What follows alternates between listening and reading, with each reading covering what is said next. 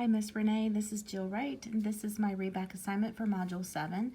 I will be reading back from a Q&A from the Let's Write Steno podcast. Here we go. Question: do you remember any conversation with Mr. Randler in which you told him that you thought you might be going over on the Burns job? And by going over, I mean going over the contract price. Answer: I don't remember any conversation with Mr. Randler regarding the Burns job.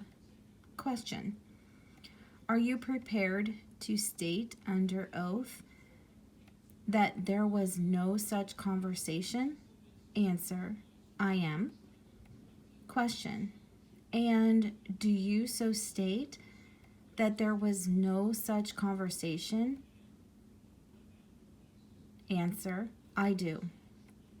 Question: I want you to be very sure of your answer to this question, Mr. Ryan. And in line with that thought, I will ask you again, specifically, did you ever have any conversation with Mr. Randler concerning the fact that you might be, quote, going over, end quote, on the Burns job? Answer: not to my knowledge. Question: well, that answer is different than your previous answer to the extent that you have now said, quote, not to my knowledge, end quote. By that, do you mean that you don't recollect? Answer: I don't recollect of ever having any conversation with Mr. Randler regarding any money in regard to the Burns job.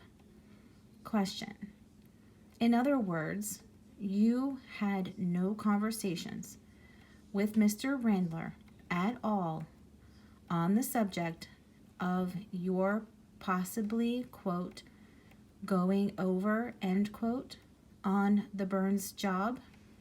Answer: that's right. Question: do you remember any conversation with Mr. Burns in which you told him that you might be going over on the job?